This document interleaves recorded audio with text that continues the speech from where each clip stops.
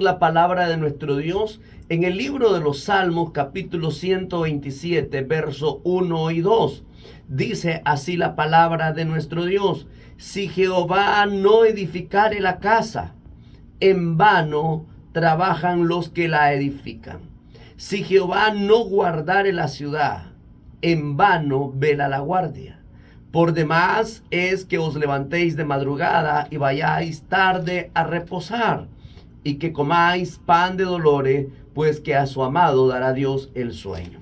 Gloria al nombre del Señor. Amado, quiero en esta preciosa hora estar predicando bajo el tema la protección del Señor y el descanso.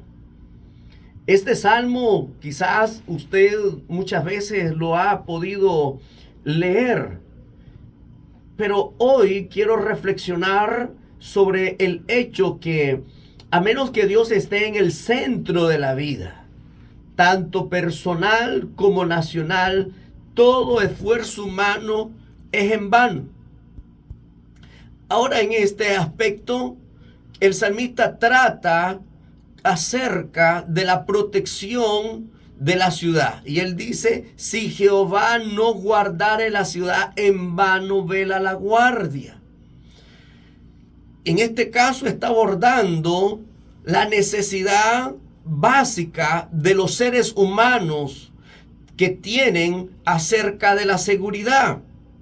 En algunas culturas podemos entender cómo hasta se hace obsesivo el hacer seguro por cada cosa. Por ejemplo, hacen seguros en el hogar, en la salud, en los viajes, en los vehículos, en la muerte, en la vida, en la responsabilidad civil. Pero una vez que nosotros pensamos que tenemos todo asegurado, es fácil perder de vista que necesitamos a Dios. Y en este caso el salmista viene a nuestro encuentro para recordarnos que todas esas precauciones son inútiles a menos que el Señor no guardare la ciudad. Y en segundo lugar, el salmista trata acerca del descanso que debemos de tener frente a la ansiedad que fácilmente nos está invadiendo en esta vida. El verso 2 lo dice de esa forma. Bien, ahora al comienzo de este versículo está tratando acerca de la edificación de la casa, que en el ámbito crece la ciudad. En este caso hay una expansión y primero son unas pocas personas y luego son muchas.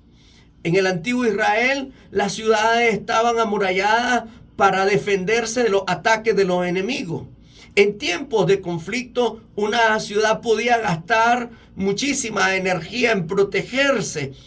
Y hoy en día vemos que los gobiernos buscan tener países fuertes desde una perspectiva militar. Y para ello gastan increíbles cantidades de dinero para armar sus ejércitos. Y si no fuese suficiente, también establecen alianzas con otros países para evitar aquellas amenazas que pueden venir. Y aunque lo cierto es posible, amado, es que cuanto más armamento acumulemos, mayor es la sensación de inseguridad que tenemos. Por otra parte, bajo la perspectiva espiritual, aquí hay un hecho que no podemos ignorar. El creyente vive en un medio hostil. Hay enemigos que buscan destruir y arruinar las cosas que hacemos. Y vemos algo tremendo acerca de este Salmo 127, porque hay que hacer un trabajo bastante duro para poder construir una casa. Pero ahora vemos que hay que esforzarse para conservar lo que ya se ha construido, tal como lo advirtió el Señor en Mateo 6:19, que dice: la polía y el orín corrompen, y ladrones minan y hurtan. Y lo que dice Juan 10:10, que el ladrón vino a hurtar, a matar y a destruir. Pablo, el apóstol, en la segunda carta a los Corintios, capítulo 10, verso 3 al 5, nos habla acerca de una guerra espiritual en la que todos nosotros los creyentes estamos inmersos y presentándonos las principales amenazas en el ámbito de la idea. Y Pablo dice de la siguiente manera: pues aunque andamos en la carne, no militamos según la carne, porque las armas de nuestra milicia no son carnales, sino que son poderosas en Dios para destrucción de fortaleza, derribando argumento y toda altivez que se levanta contra el conocimiento de Dios y llevando cautivo todo pensamiento a la obediencia a Cristo. Amados, aquí no se está tratando de locos endemoniados dando gritos, sino gente inteligente que usan su capacidad intelectual para combatir y también ridiculizar la verdad revelada de Dios. Amados, hay una leyenda que me llama mucho la atención en la ciudad de Escocia. Aparece un escrito en una cinta blanca que dice: Nisi Dominus frustra, que significa sin el Señor hay frustración, que es, o podemos decir que es una contracción del versículo que ahora estamos viendo. Y sería bueno en este caso que todas las ciudades y países tuvieran presente esta leyenda, pero más importante sería que cada uno de los ciudadanos pudieran vivir de acuerdo a este principio. Y eso nos recuerda que debemos estar en guardia y atentos a los peligros mientras ponemos nuestra confianza en el Señor. En todo caso, es cierto que hay muchos enemigos que ni siquiera, amado, somos capaces de ver o siquiera imaginar que están a nuestro alrededor, pero cuando más confiamos en el Señor, Él nos va a guardar y proteger también de ellos. Pero también vemos algo importante que este salmo nos está arrojando: de que en algunos momentos los creyentes llegan a dudar del valor de la afirmación y se pregunta: ¿realmente está Dios velando sobre lo que nos ocurre? En medio de las luchas de la vida por las que nosotros atravesamos, puede parecer que Dios está ausente, que ni ve lo que nos pasa ni escucha lo que decimos, como que si Dios estuviese dormido. Pero lo cierto es que esto no ocurre. Y si llegara a suceder, entonces nuestro Dios dormido sería más fiable que cualquier guardián humano en vela. Y esto fue lo que comprobaron los discípulos cuando estaban atemorizados allá en el mar de Galilea, que vieron al Señor durmiendo. Pero llegó el momento oportuno que Él despertó y calmó los vientos y el mar. Y eso lo encontramos en Mateo 8:23. Pero aún así, cuando muchos creyentes leen las afirmaciones de este salmo o la de otros muchos similares, tienen la sensación de que aquí hay una cierta exageración que no parece corresponderse a lo que están viviendo en la vida. El autor de los Hebreos hace una observación similar al Salmo 8. Ahí el salmista reflexiona sobre lo que es el hombre, llegando a hacer afirmaciones que dice: le pusiste sobre la obra de tus manos, todo lo sujetaste bajo los pies. Pero Hebreos se da cuenta de que esto no era así y dice, Hebreos 2:6, pero todavía no vemos que todas las cosas le sean sujetas. Y esto nos lleva, amados, a pensar en la literatura sapiensal del Antiguo Testamento, entre los que estaría incluido este Salmo 127. Dentro de la literatura encontramos dos principales libros por un lado encontramos el libro de los Proverbios, que busca contestar a la pregunta ¿cómo funciona la vida? Y analizando para ello los principios que Dios ha ordenado y la bendición resultante de cumplirlo. Pero por otro lado está el segundo libro, en lo que encontraríamos el libro de Job y Eclesiastés, que más bien abordan cuestiones filosóficas más profundas, preguntándonos una y otra vez por qué la vida no siempre funciona como debería. Y seguramente muchos de nosotros nos hemos hecho esta misma pregunta. Pero al estudiar y ver profundamente este Salmo 127, nos podemos detener a recordar que no debemos buscar aquí una norma universal. Por ejemplo, hay desgracias que le ocurren a los creyentes que han puesto su confianza en Dios. Y en esos casos decimos, como el autor de los Hebreos, pero todavía no vemos que todas las cosas le sean sujetas. El salmista no dudaba de la realidad de estas promesas, simplemente veía el cumplimiento que debía de esperar el desarrollo en la eternidad.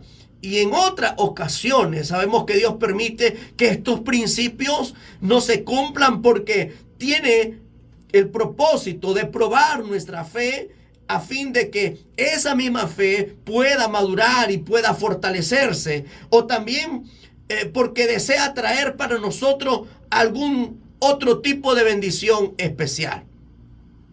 Ahora, quiero ver a la luz de la palabra de Dios algo importante: poder descansar frente a la ansiedad en que muchos de nosotros podemos estar viviendo.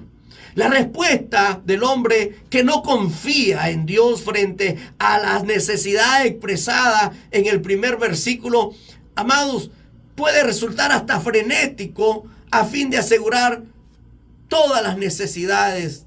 Y esto lleva, por supuesto, a una fatiga ansiosa, a lo que nosotros al día de hoy describimos como un estrés o una tensión física o emocional, que en muchos casos proviene de la forma en que nosotros nos enfocamos en las diferentes situaciones que se producen en nuestras vidas. Este estado puede conducirnos a la frustración, el nerviosismo, la ira y terminar por dañar nuestra salud física. Y la receta para combatir el estrés que este mundo ofrece se relaciona normalmente con hacer ejercicios respiratorios, dar paseos, evitar situaciones que nos causen estrés, tener ataques de risa. Y no negamos que en algunos casos estas cosas pueden ayudar a aliviar los síntomas, pero la palabra de Dios enfoca este asunto de una manera muy diferente. Veamos lo que dice el Evangelio de Lucas capítulo 12, verso 22. Dijo luego a sus discípulos: por tanto os digo, no os afanéis por vuestra vida qué comeréis, ni por el cuerpo qué vestiréis. La vida es más que la comida y el cuerpo que el vestido. Considerad los cuervos que ni siembran ni ciegan, que ni tienen despensa ni granero, y Dios los alimenta. ¿No valéis vosotros mucho más que las aves? ¿Y quién de vosotros podrá con afanarse añadir a su estatura un codo?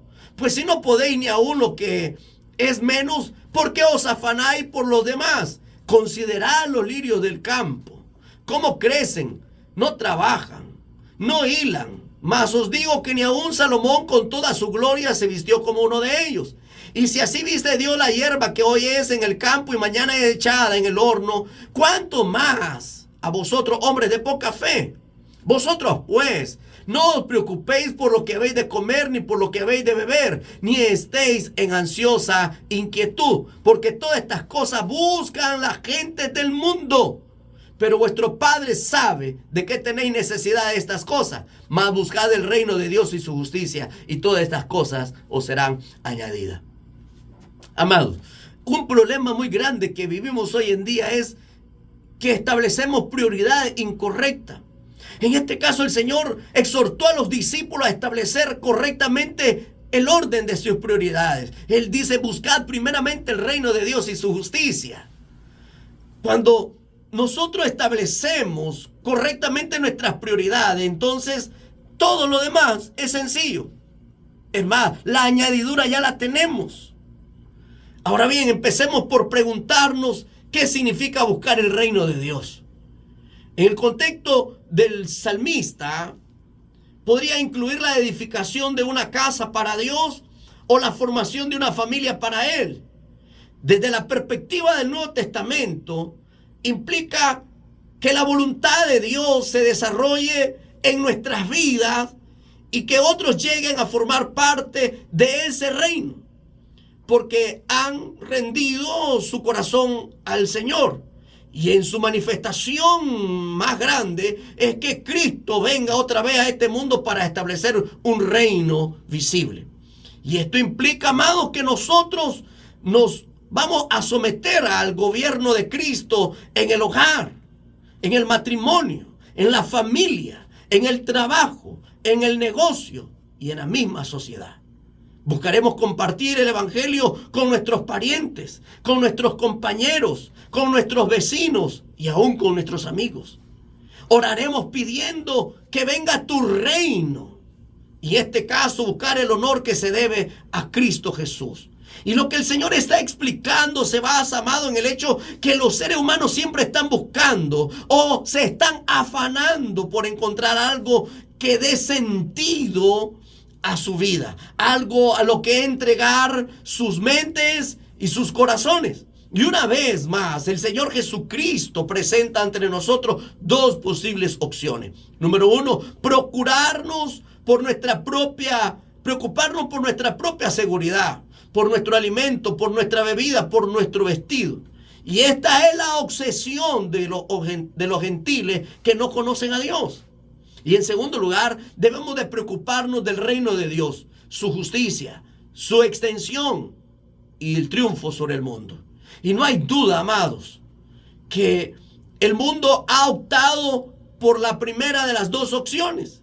Solo hace falta echar un vistazo a los anuncios publicitarios para comprobar que la sociedad moderna está obsesionada por el bienestar del cuerpo, cómo alimentarlo, vestirlo, abrigarlo, enfriarlo, refrescarlo, perfumarlo, relajarlo, divertirlo, exhibirlo, satisfacerlo, además de que esté sano.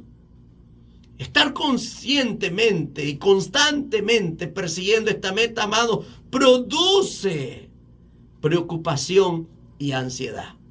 Y la primera razón es que el materialismo nunca logra satisfacer plenamente al hombre. Por lo tanto, siempre seguirá buscando sin resultado. Y ese es el engaño del consumismo, que nos hace creer que la felicidad viene por lo que poseemos, pero nadie lo ha conseguido realmente. Y en segundo lugar, para conseguir esta meta estamos solos. Nadie nos va a ayudar. Y lo más terrible, nosotros somos los encargados de conseguir y cuidar cada cosa que llegamos a poseer. Por el contrario, si hacemos del reino de Dios nuestra meta principal, entonces nuestro Padre eterno, que sabe de qué cosas tenemos necesidad, cuidará de nosotros para que obtengamos todo lo que necesitamos. El Señor pone un ejemplo en caso de las flores. Estas duran poco tiempo, sin embargo, Dios se esmera mucho en adornarlas. Su corta duración nos podría hacer pensar que no merece la pena gastar mucho esfuerzo en ella, pero Dios lo hace. Y no hará Dios, dice aquí la Escritura, provisión del vestido que sus hijos necesiten. Y concluyo en esta preciosa hora. La ansiedad es una consecuencia inevitable del estilo de vida que debemos de elegir, ya sea para llevar, pero la sociedad vive atrapada en un consumismo frenético. Y no hay duda, amados, de que se compra mucho más de lo que es indispensable. Incluso aunque el nivel de nuestros ingresos sea poco o que no se nos permita, pero para el sistema va a ofrecer algo o algún tipo de financiación. Por otro lado, la publicidad con la que somos bombardeados constantemente se ha hecho que se pueda crear necesidades artificiales de productos que no nos hacen falta. No hay duda, amados, que el consumismo depende más del deseo que la necesidad. Se nos engaña haciéndonos pensar que la adquisición de algunos productos nos va a proporcionar felicidad y aún prestigio. Pero tal efecto genera en nuestras sociedades y en muchos lugares, cuando una persona quiere ir, por ejemplo, a dar un paseo, se va a un centro comercial y cualquier día al cabo del año se centra en el consumo, sea cual sea la actividad del año. Así que, amados, el Señor en este caso nos está diciendo que no caigamos en el afán y en la ansiedad, que Él es el que cuida de cada uno de nosotros. Bendecimos el nombre de nuestro Dios.